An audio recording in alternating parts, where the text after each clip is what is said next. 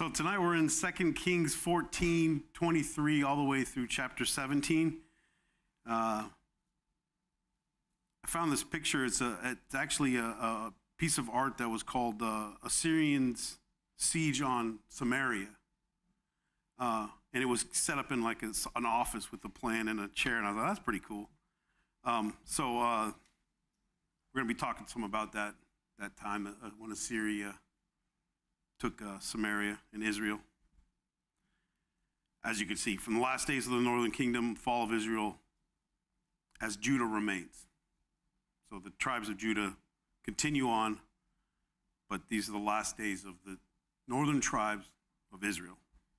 So we'll start in 2 Kings 14:23, and we'll read the rest of the chapter to begin with. So it reads, in the 15th year of Amaziah, the son of Joash, king of Judah, Jeroboam, the son of Joash, king of Israel, became king of Samaria. I'm going to start calling him Jeroboam II, so we know it's not the same one as happened right after Solomon. Jeroboam II, okay? And he did evil in the sight of the Lord. He did not depart from all the sins of Jeroboam I, the son of Nebat, who had made Israel sin. He restored the territory of Israel from the entrance of Hamath to the sea of the Arabah, according to the word of the Lord of Israel, which he had spoken through his servant Jonah, the son of Amittai, the prophet who was from Gath Hepher. For the Lord saw that the affliction of Israel was very bitter, and whether bond or free, there was no helper for Israel. And the Lord did not say that he would blot out the name of Israel from under heaven, but he saved them by the hand of Jeroboam II, the son of Joash. Now the rest of the acts of Jeroboam II, and all that he did, his might, how he made war, and how he recaptured for Israel from Damascus and Hamath what had belonged to Judah, are they not written in the book of the Chronicles of the Kings of Israel? So Jeroboam rested with his fathers, the kings of Israel. Then Zechariah, his son, reigned in his place. All right. So, read it first, but I want to go back now and review what we had before. In the days of the kings before this, there was a lot of changing of the empires, right? There was a lot of changing of the territories. People, different world powers were coming in and afflicting both nations of Israel and the southern kingdom of Judah. In 2 Kings 12:17, King Hazael of Syria, or Aram, depending on your translation, took Gath and reduced the territory of Israel under Joash. They lost territory. That's kind of what's on the picture up there. The Syrian kingdom, like coming down on the kingdoms. In 2 Kings 13:22-25, Hazael oppressed Israel all the days of Jehoahaz, but the Lord was gracious, had compassion, and regarded them because of the covenant with Abraham, Isaac, and Jacob.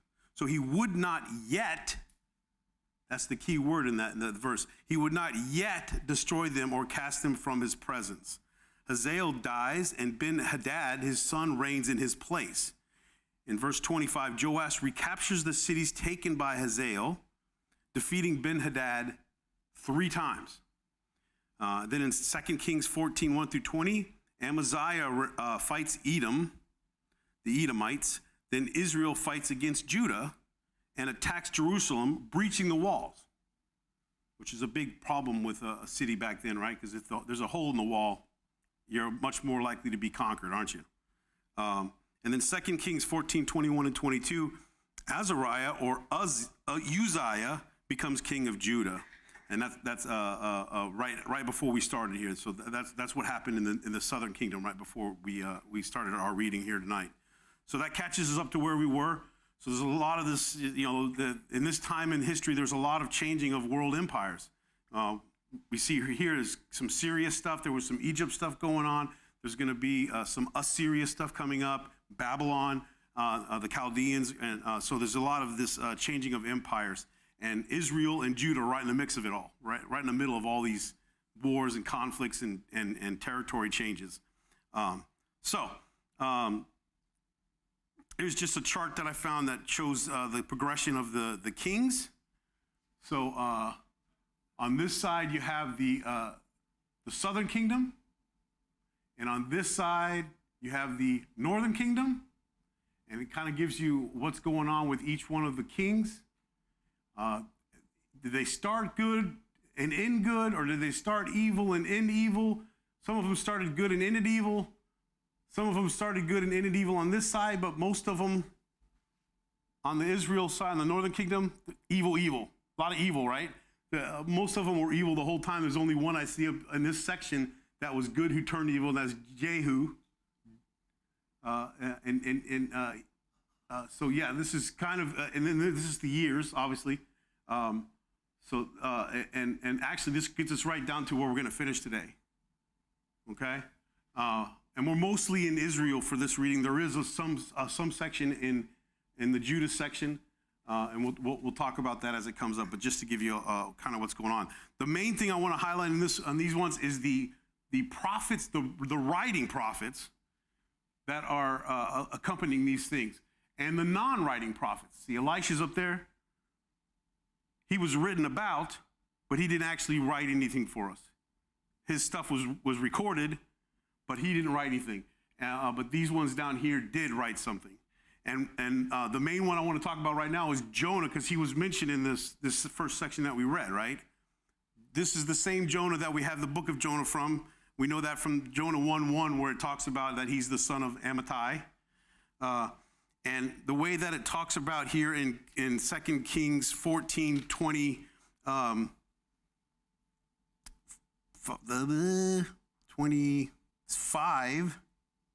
25b, it says, his servant Jonah, the son of Amittai, the prophet who was from Gath Hepher.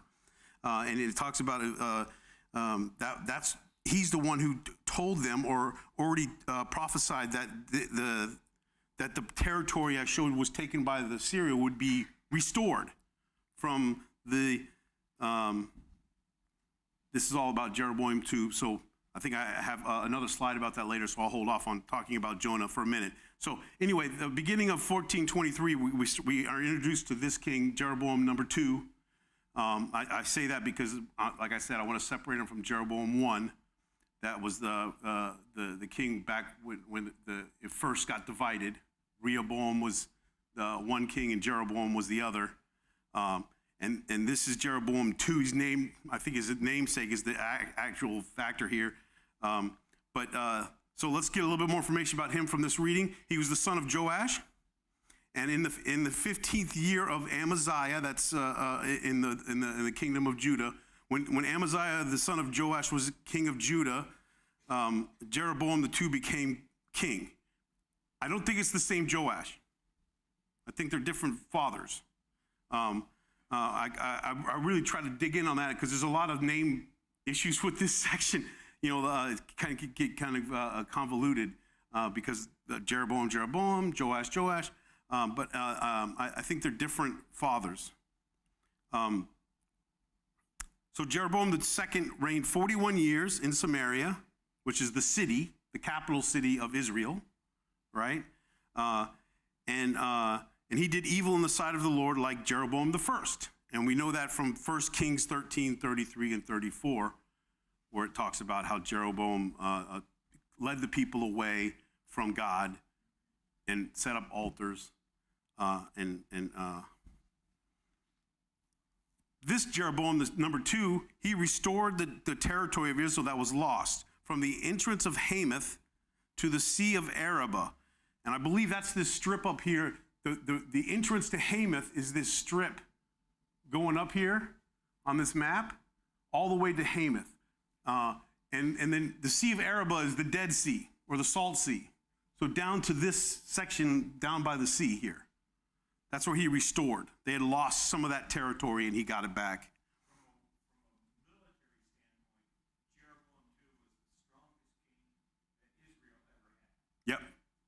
Yep.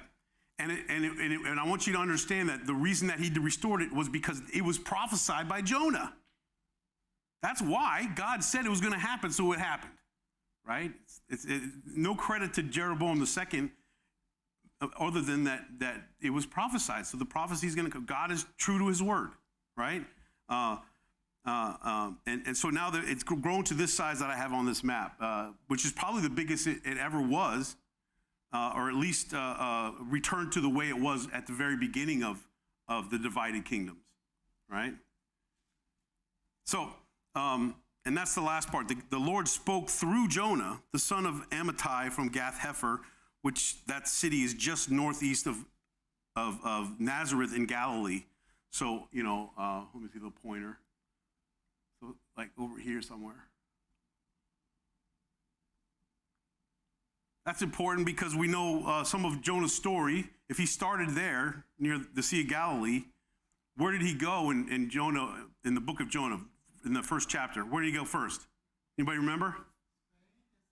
He was running to Tarshish, which is Spain. Very good. But where was the city that he was going to leave from on a boat to go to Tarshish? You remember? It was Joppa.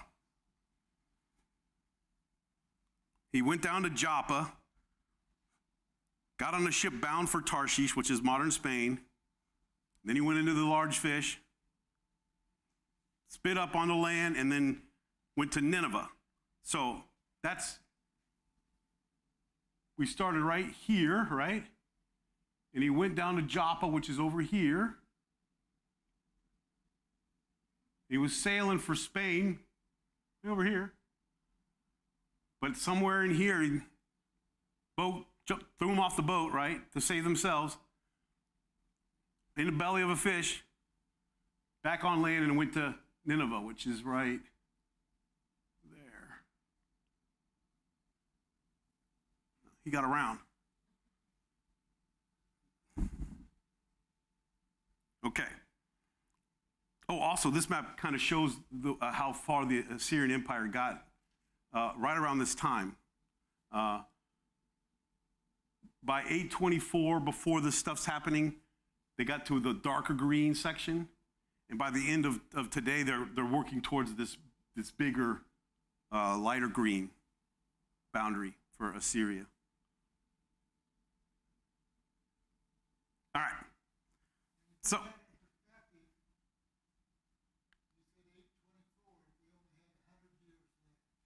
yep. And that also was prophesied. Yep. So, let's continue. 2 Kings 15. Anybody have any other comments? You pipe in anytime you want, please. So 15, 1 through 7. 2 Kings 15, 1 through 7. In the 27th year of Jeroboam II, king of Israel, Azariah the son of Amaziah, king of Judah, became king. He was 16 years old when he became king, and he reigned 52 years in Jerusalem. His mother's name was Jecoliah of Jerusalem, and he did what was right in the sight of the Lord, according to all that his father Amaziah had done, except that the high places were not removed. The people still sacrificed and burned incense on the high places. Then the Lord struck the king so that he was a leper until the day of his death. So he dwelt in an isolated house, and Jotham, the king's son, was over the royal house, judging the people of the land. Now the rest of the acts of Azariah and all that he did, are they not written in the book of the Chronicles of the kings of Judah? So Azariah rested with his fathers, and they buried him with his fathers in the city of David. Then Jotham his son reigned in his place. All right. So you can see up there, I'd rather say Uzziah because there's already been an Azariah. So I'm trying to keep the names separated. And Uzziah is the other name for this Azariah. And he was 16 when he became king. He's the son of Amaziah. And he began to reign in the 27th year of Jeroboam II in Israel.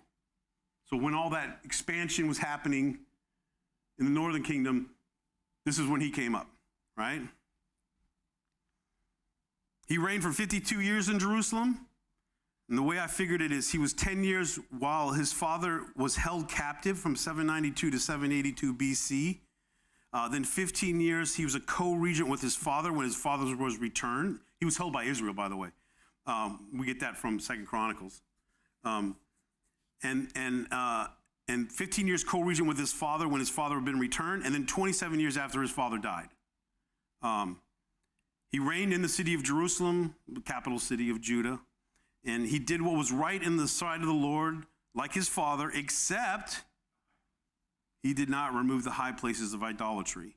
And then 2 Kings 15:5 says the Lord struck him with leprosy, and he lived isolated with his son Jotham, pretty much running the empire. He was the regent at the time, right? And we get more details in 2 Chronicles. So let's pop over to 2 Chronicles 26. And I think these are important details because this is why he got the leprosy. 2 Chronicles 26:16 reads, "But when he was strong, his heart was lifted up." This is pride. He got prideful. "But when he was strong, his heart was lifted up to his destruction, for he transgressed against the Lord his God by entering the temple of the Lord to burn incense on the altar of incense." Who's supposed to be burning the incense on the altar of incense? The only people are supposed to be going into there, right? And he went in there and burned incense. Who does he think he is? That's pride, right? So he's the king, right? Yeah. So Azariah, this is why I wanted to use a different name. This Azariah is the priest at the time. Azariah the priest went in after him, and with him were 80 priests of the Lord, valiant men. And they withstood King Uzziah and said to him, "It is not for you, Uzziah, to burn incense to the Lord, but for the priests, the sons of Aaron, who are consecrated to burn incense. Get out of the sanctuary, for you have trespassed. You shall have no honor from the Lord God." Priests were trying to do what was right, get him out of there, right? Then Uzziah became furious, and he had a censer in his hand to burn incense. And while he was angry with the priests, leprosy broke out on his forehead before the priests in the house of the Lord, besides the incense altar. And Azariah the chief priest and all the priests looking at him, and there on his forehead he was leprous, so that they thrust him out of that place. Indeed, he also hurried to get out because the Lord had struck him. Oh, I better get out of here, right? King Uzziah was a leper until the day of his death. He dwelt in an isolated house because he was a leper, for he was cut off from the house of the Lord. Then Jotham his son was over the king's house, judging the people of the land. Now the rest of the acts it's the same. He buried with his fathers, but gives us a lot more details. He was leprous. God gave him leprosy because he messed up, right? And then he spent the rest of his life kind of alone in a different place than his son, who was actually doing the ruling, was acting as king, as the regent at that time, right? Very interesting.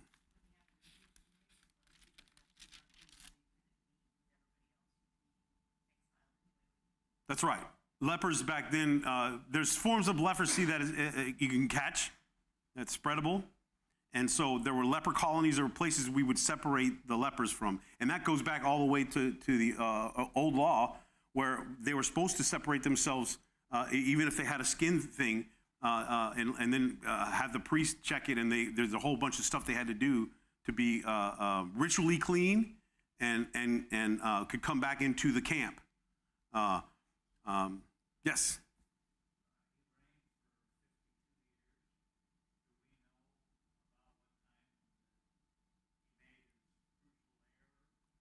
I did not find what time in his rule that he made the error and was isolated at that point. But to me, it seems like it would be right around the middle when he was doing. He said he got strong and lifted up in his heart.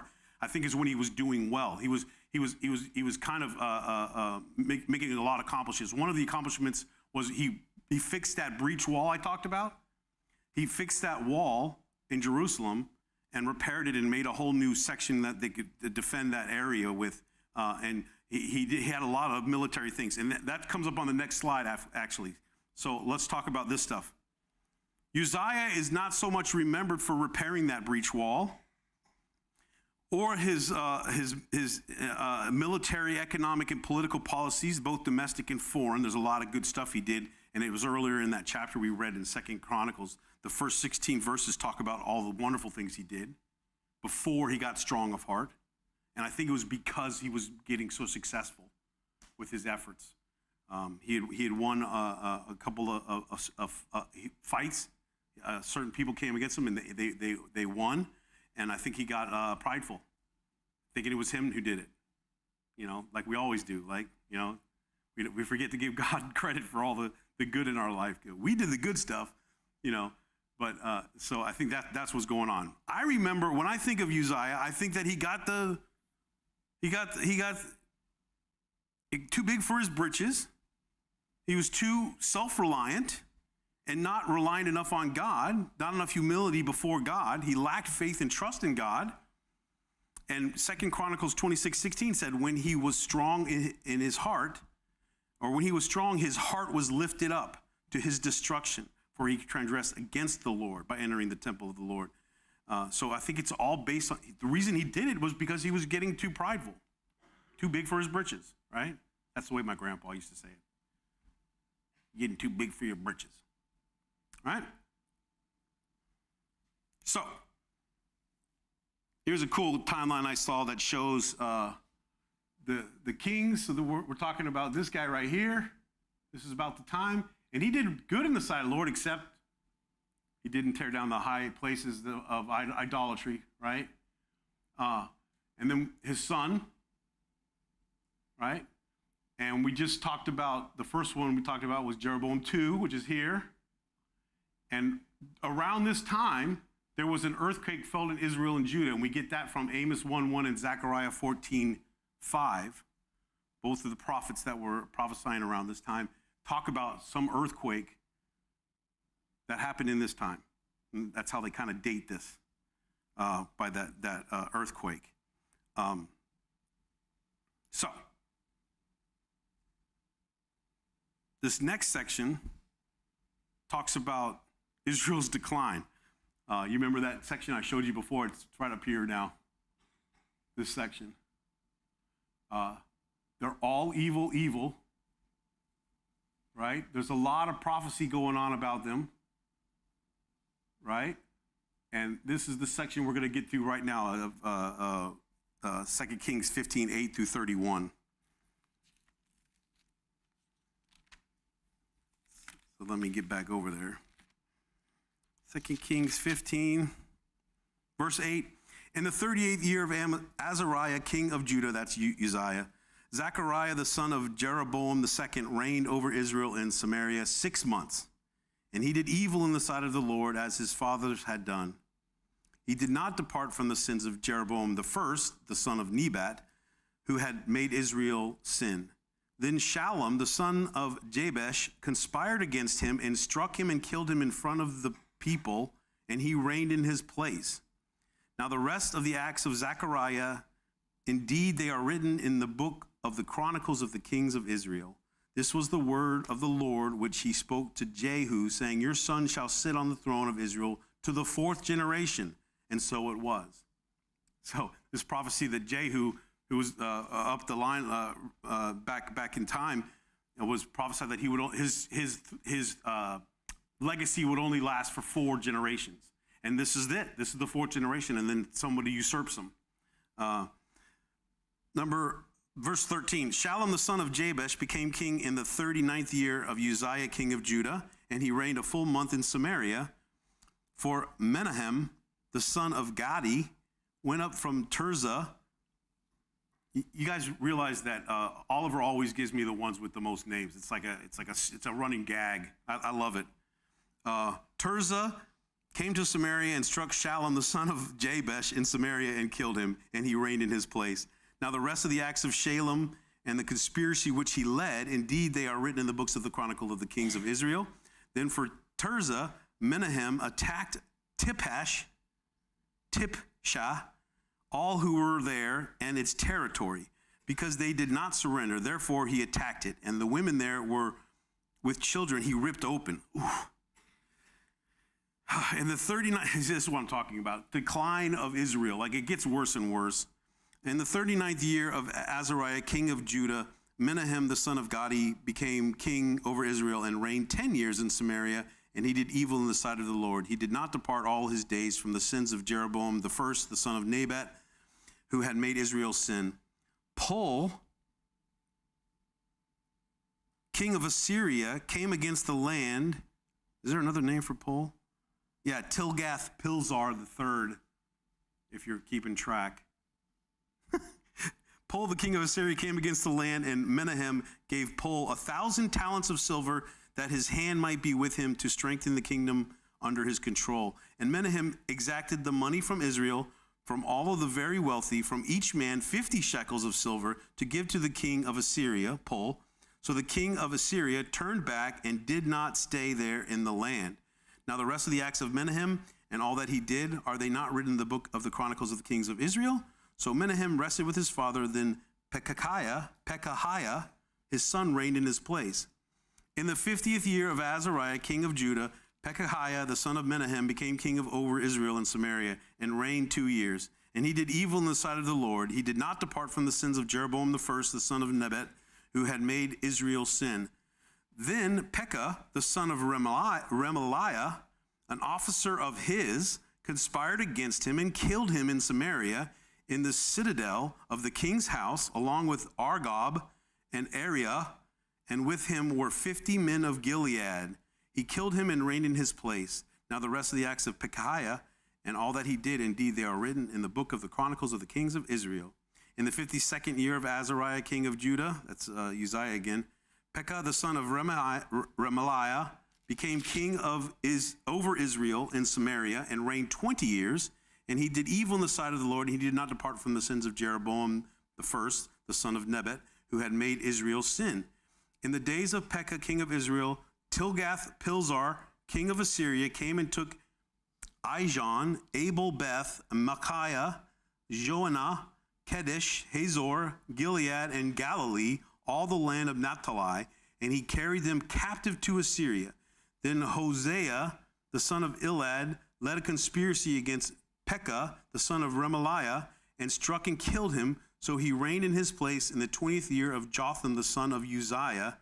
Now the rest of the acts of Pekah and all that he did, indeed, they are written in the book of the Chronicles of the Kings of Israel. And we'll stop right there because that's the whole section about the decline of Israel before we switch back to Judah. So I listed a bunch of facts about this section over here. Zechariah, the son of Jeroboam II, he reigned for half a year, 6 months, and then he was publicly murdered. Shallum, the son of Jabesh, conspires and commits regicide against Zechariah. Regicide is killing a king. Regent side, not homicide. Yeah. If I only get you one new vocabulary word a time I teach, then I'm doing something, right? So he reigned a full month, Shallum did, a full month, 30 days, 31 maybe. Maybe if it was February, it's 28, 29 this year, I don't know. A full month. And then Menahem, the son of Gadi, commits regicide against Shallum, kills him, and he reigns for 10 years. And there's a whole long story about this money. He taxes the rich, collects this silver, and he gives it to Paul. It sounds like he's trying to buy off Paul, and we'll talk about more of that in a minute here. Then Menahem, the son of Gadi, commits regicide. He's 10 years. And then Pekahiah, the son of Menahem, his son, he reigns for 2 years. And then he's killed by his officer and some others, Argob, Ariah, and 50 Gileadites. And then Pekah, the son of Remaliah, conspires and commits regicide against Pekahiah, and he reigns for 20 years. So it's just this blood, it's just crazy. What a time to be living in Israel, right? They all did what was evil in the sight of the Lord. Each one of them. None of them did good. So here, it shows it. All these thumbs down. That's them. Boop, boop, boop, boop, boop, boop. All of this. Oh, here's another cool word. You guys know what that one is? What does it mean? That's right. A period in between reigns, or some period change in government where there's no decided region or ruler at that time. So there's a couple of them. There's one here. There's one here. But yeah, this shows us all. And the thing I want you to see is we got the earthquake, but we also have this war between Israel and Syria, who were allied, against Judah. And Assyria helps Judah. So there's this, everybody's making deals, everybody's trying to, survive. That money being given to try to buy off Paul. It's all in this section. It's just crazy. So now we shift back to the southern kingdom again for this next section. Any questions about that? We're going to get into some details about the prophecies and stuff. So Jotham is the next one. 2 Kings 15:32 through 38. It says, in the second year of Pekah, the son of Remaliah, king of Israel, Jotham, the son of Uzziah, king of Judah, began to reign. He was 25 years old when he became king, and he reigned 16 years in Jerusalem. His mother's name was Jerusha, the daughter of Zadok. And wasn't that a movie with Sean Connery? Wasn't it? Yes. Wasn't it? Am I back in the 70s? Anyway, and he did what was right in the sight of the Lord. He did according to all that his father Uzziah had done. However, the high places were not removed. The people still sacrificed and burned incense in the high places. He built the upper gate and the house of the house of the Lord. Now the rest of the acts of Jotham and all that he did, are they not written in the book of the Chronicles of the Kings of Judah? In those days, the Lord began to send Rezin, king of Syria, and Pekah, the son of Remaliah, against Judah. There they are, aligned. Israel and Syria against Judah. So Jotham rested with his fathers, and was buried with his fathers in the city of David, his father. Then Ahaziah, his son, reigned in his place. The city of David is the inner part. It's the Mount Zion part of Jerusalem. It's the inner part of the city. It's the safest. It's the most secure. It's the retreatable. That's where you would go if the outer walls were breached. You would go to the city of David. Just a point about that. So, Jotham is the son of Uzziah.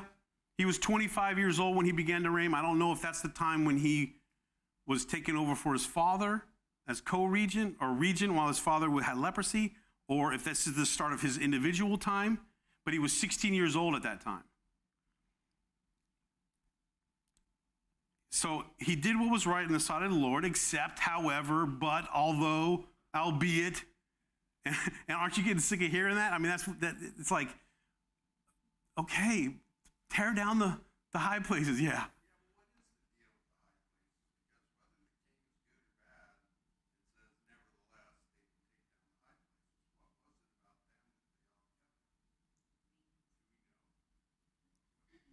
Well, yeah. What? Anybody have any comments on that?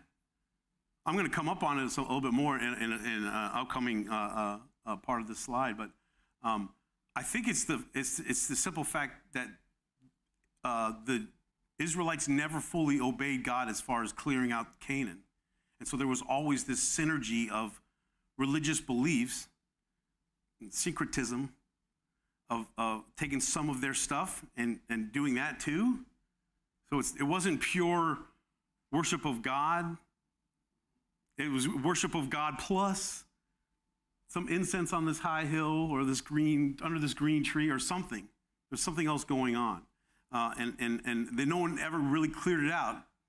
We'll get to it a little bit more, but yeah, I think there's something going on there. It's just, it's almost like letting the people do what they want and not doing what's right because I want to let them do what they want to do, and there's something to that. What's that? Exactly. It's the same. Idol worship is still pervasive. It's exactly right. You're exactly right. It's really about allowing idol worship, I think, is what's going on. By not tearing them down, you're allowing the people to worship idols, and you're not turning them back to God. The whole point is you're supposed to turn them back to God. If you're a leader, you're supposed to turn your people back to God, right? But none of them did it. So the high places were not removed. Now, many good kings failed to lead the people back to God and tear down the idols and places of idol worship, right? So spoiler, only 2 kings ever did it. Do you know who? Very good. Hezekiah and Josiah. It's coming up. Spoiler alert. I don't know who's doing the next lessons, but I just ruined it for you. They're the only kings who actually did something about it and tore down the high places and didn't let people worship idols in these places. Tore down the Asherah poles and whatever Baal statues or altars they had set up, right? Which leads us to this next king, his son, Ahaz. Now we're in 2 Kings 16. And Ahaz is everything in this whole chapter is Ahaz. So in the 17th year of Pekah, the son of the Remaliah, Ahaz, the son of Jotham, king of Judah, began to reign. Ahaz was 20 years old when he became king, and he reigned 16 years in Jerusalem. And he did not do what was right in the sight of the Lord his God, as his father David had done, but he walked in the way of the kings of Israel. Indeed, he made his son pass through the fire according to the abominations of the nations whom the Lord had cast out from before the children of Israel. And he sacrificed and burnt incense on the high places, on the hills, and under every green tree. Then Rezin, king of Syria, and Pekah, the son of Remaliah, king of Israel, came up to Jerusalem to make war. And they besieged Ahaz, but could not overcome him. At that time, Rezin, king of Syria, captured Elath for Syria and drove the men of Judah from Elath. Then the Edomites went to Elath and dwell there to this day. So Ahaz sent messengers to Tilgath-Pilzar, king of Assyria, saying, I am your servant and your son. Come up and save me from the hand of the king of Syria and from the hand of the king of Israel, who rise up against me. And Ahaz took the silver and gold that was found in the house of the Lord and in the treasuries of the king's house and sent it as a present to the king of Azariah. So the king of Azariah heeded him, for the king of Azariah went up against Damascus and took it, carried away its people captive to Kir, and killed Rezin. Now King Ahaz went to Damascus to meet Tilgath-Pilzar, king of Assyria, and saw an altar that was at Damascus. And King Ahaz sent to Urijah, the priest, the design of the altar and its pattern, according to all its workmanship. Then Urijah, the priest, built an altar according to all that King Ahaz had sent from Damascus. So Urijah, the priest, made it before King Ahaz came back from Damascus. And when the king came back from Damascus, the king saw the altar, and the king approached the altar and made offerings on it. So he burned his burnt offering and his grain offering, and he poured his drink offering and sprinkled the blood of his peace offering on the altar. He also brought the bronze altar which was before the Lord from the front of the temple, from between the new altar and the house of the Lord, and put it on the north side of the new altar. Then King Ahaz commanded Urijah the priest, saying, on the great new altar, burn the morning burnt offering, the evening grain offering, and the king's burnt sacrifice, and his grain offering, with the burnt offering of all the people of the land, their grain offering and their drink offering, and sprinkle on it the blood of the burnt offering and all the blood of the sacrifice. And the bronze altars shall be for me to inquire by. Thus did Urijah the priest, according to all that King Ahaz commanded. And King Ahaz cut off the panels of the carts and removed the lavers from them. And he took down the sea from the bronze oxen that were under it, and he put it on a pavement of stones. Also he removed the Sabbath pavilion, which they had built in the temple, and he removed the king's outer entrance from the house of the Lord on account of the king of Assyria. Now the rest of the acts of Ahaz which he did, are they not written in the book of the Chronicles of the king of Judah? And so Ahaz rested with his father and was buried with his fathers in the city of David. Then Hezekiah his son reigned in his place. So this is possibly the worst king of Judah in all of Judah's history. He did.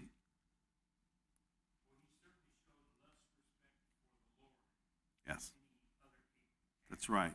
He tore up the temple grounds.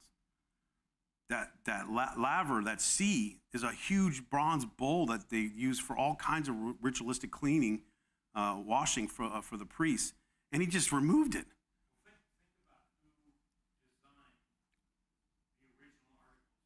God did. Gave the patterns to Moses. God made those designs and gave them to Moses, and Moses made sure that they were made specifically to the design that God had given, the pattern that he was given. Back to Exodus, right? So Ahaz is the son of Jotham. He's 20 years old when he becomes king, and he reigned for 16 years. He did not do what was right in the sight of the Lord, the king of Israel. And one of his worst sins was burning his own children, child sacrifice. So there was a god back then called Moloch, and they used to make a place for fire, and they would make it look like it's Moloch's mouth.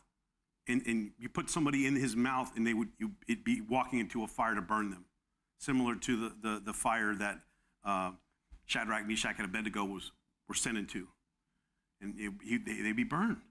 The kids would be burned.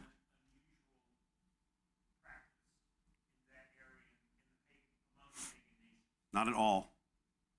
And this is, again, going back to, they didn't clear out the Canaanites from the land, so there's this synchronistic effect. They're still doing all the worship, the idol worship that their people they intermixed with that are still here.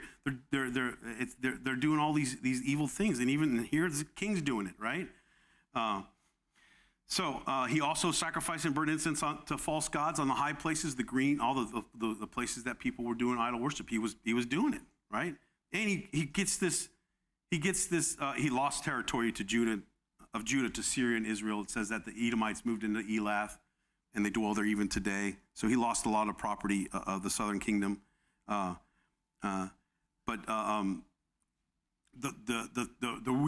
really bad thing was the stuff he did in the temple grounds.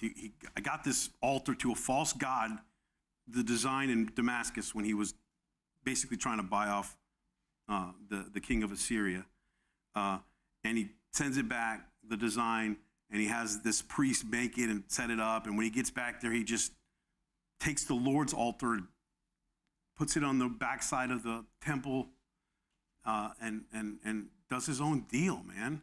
Tears up all some great stuff in the Sabbath pavilion. All these things he just destroyed. No respect for God at all. No respect for God one bit. I'm just gonna do what I want to do, right? So the interesting thing I found was the connections that to this king in particular in the book of Isaiah.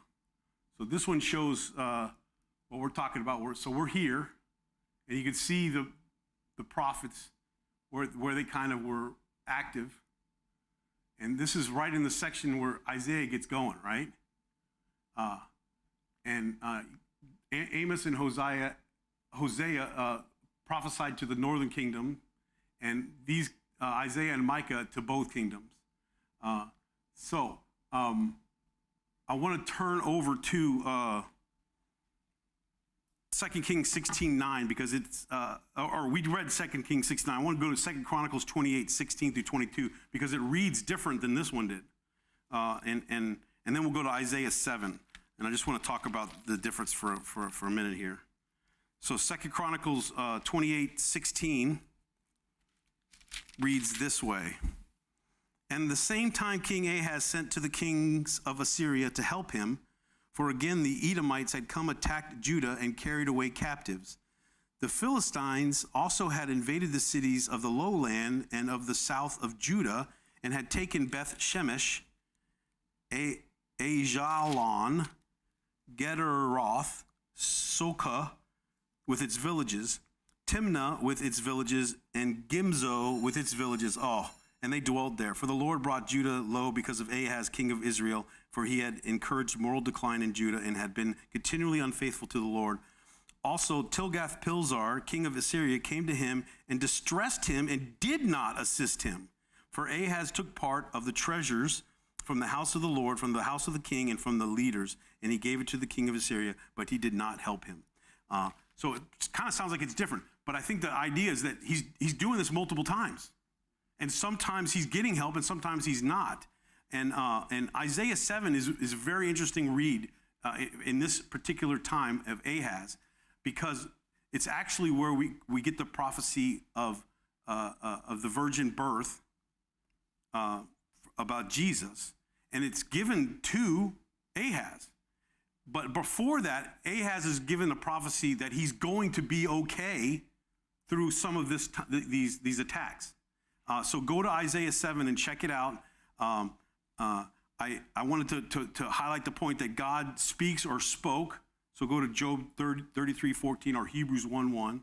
We know that in various times, in various ways, God spoke, right? Some of what God spoke was written. We know that from 2 Peter 1:3 and John 21:25, but not all of it, because if we wrote all of it, there wouldn't be enough paper in the world to fill all the volumes, right? So some prophets were recorded by other writers, like Elijah and Elisha and Oded, who was mentioned here.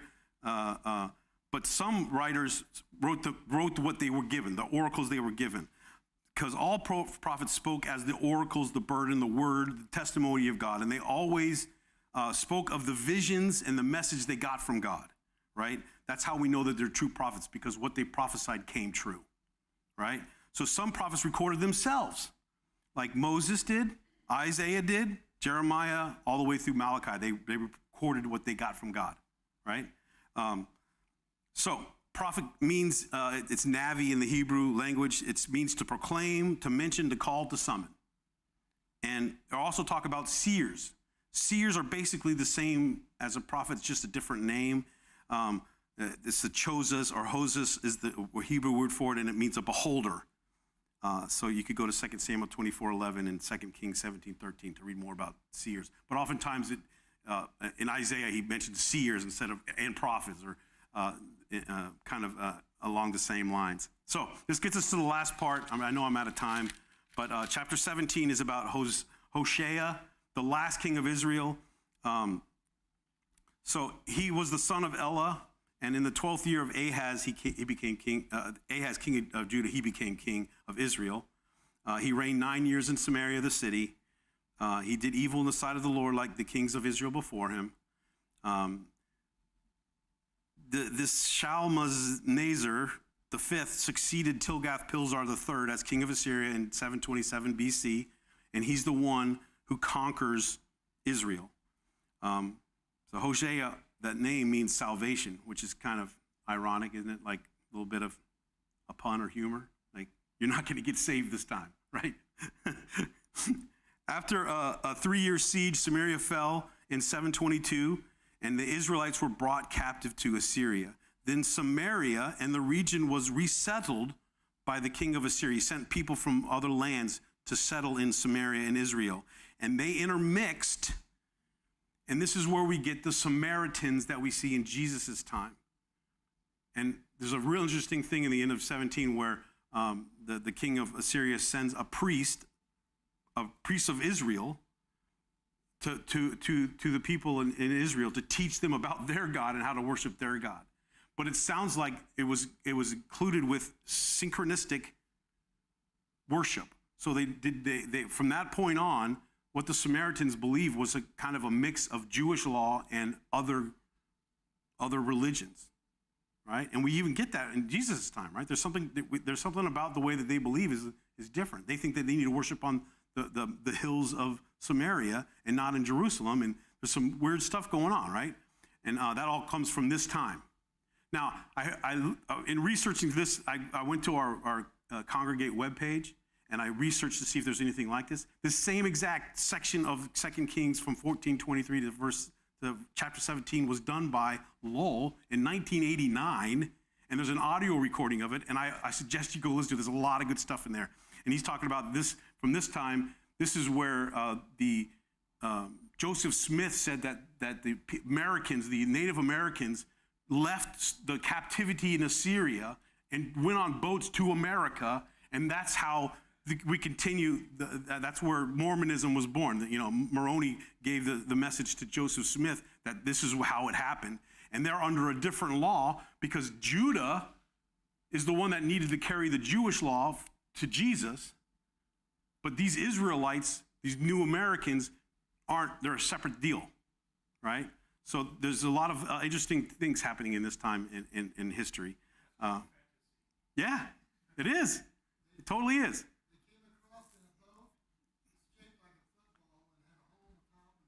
And Lowell talks about that in the lesson. So if you have a, yeah, I think it was about an hour, just under an hour. It was a really good listen. I was like, wow, this is cool. And he mentioned a lot of the stuff that I was like, oh yeah, I'm going to mention that too. So, but I want you, the main takeaway from this lesson is that there's all kinds of stuff happening in conjunction with each other. You can read in Isaiah what's happening here. And that's what I found about Isaiah 7 is that you get little glimpses of what you read in this section.